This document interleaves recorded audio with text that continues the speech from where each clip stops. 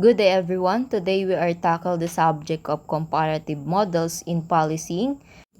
Module number 10, lesson title, Policing System in China, Taiwan, Myanmar, and Brunei. Lesson objectives, present a distinction of the different policing system, critique on the different policing system. China police system, the Ministry of National Defense, is at the top of the hierarchy with judicial and public security agencies such as the Ministry of Public Safety and the Ministry of State Security. The Ministry of Public Security is the principal police authority of the mainland of the People's Republic of China, which oversees day-to-day law enforcement. It is the equivalent of the National Police Agency in Japan. Ministry of State Security, the Chinese government's largest and most active foreign intelligence agency, though it is also involved in domestic security matters. A Special Police College conducts nationwide recruitment once a year, and the Central Military Commission appoints police in China. And the People's Liberation Army, it is the Chinese Armed Forces. And the Civil Service Promotion Examinations, it is the basis for regulation of the rank promotion examination for police officers. We have kinds of police.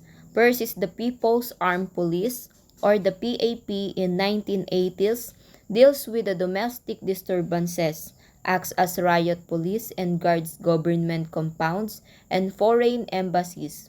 Usually handles border defense but is called sometimes to back up local police. And the State Security Police in 1983 safeguards state security, preventing foreign espionage, sabotage, and conspiracies under the Ministry of State Security and directly accountable to the State Council. Prison Police, a part of the correctional arm of the overall police system, stations in prison and correction units. This is under the leadership of the Ministry of Justice. And the second one is the Judicial Police, responsible for maintaining the security and order in courts and serving instruments, and some also executing death sentences. And the last one is the quasi-para police, or the Chengguan, operate in many places and are hired by officials to help carry out some unpopular actions such as collecting taxes and fines and ousting peasants from sealed land. The rank system in China, Commissioner General, equivalent of the Police General of the PNP, and Constable Second Class, equivalent to the Patrolman, Patrolwoman of the PNP. Taiwan Police Force, it is the Unified Police Force of Taiwan under the supervision of the National Police Agency, or the NPA, which is directly under the Ministry of Interior, under effective civilian control. Types of police force in Taiwan, administration police, are generally referred to those who are required to wear uniforms to carry out duties of household visits, patrolling, raid, guarding, duty officer, and reserves. The second one is the traffic police. The primary duties of the traffic police are to keep traffic order, to ensure traffic safety, to prevent traffic accidents, and to smooth traffic flow. And the special police are those who are responsible for protecting the central government, establishing contingent plans, and assisting local and specialized police units in maintaining public order. And the last one is specialized police. Main duties are to protect state-run enterprises and public facilities like railways, highways, airports, harbors, MRT, and Bank of Taiwan. Myanmar Police Force, formerly known as the People's Police Force, established in 1964, as an independent department under the Ministry of Home Affairs. It was recognized on October 1, 1995. There are 14 state and divisional police forces and 3 additional state division police forces. Training centers: Central Training Institute of Myanmar Police Force.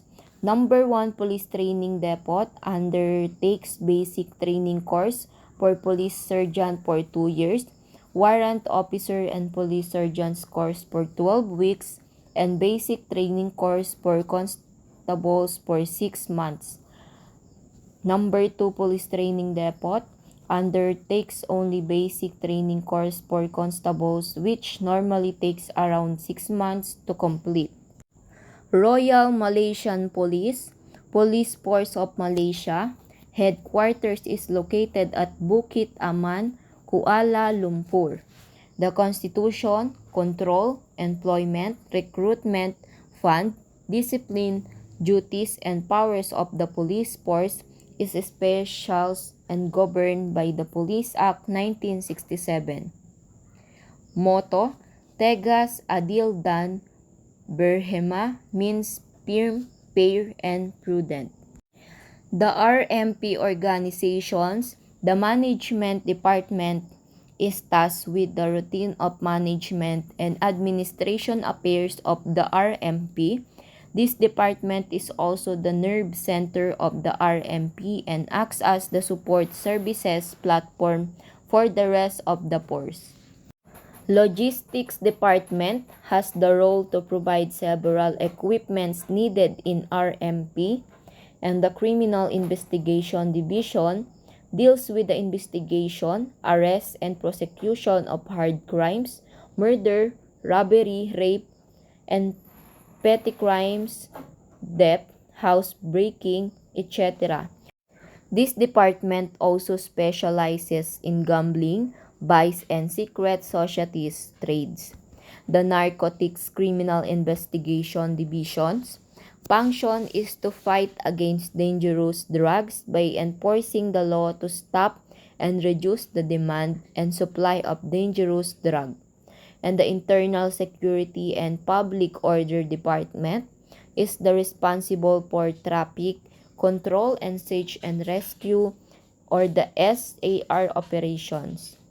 And the Police Field Force, or the PFF, organized in battalions and was a paramilitary unit of the RMP.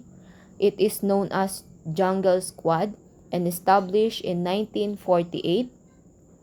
Police Counter-Terrorism Unit, an allied unit of RMP, responsible in counter-terrorism operations.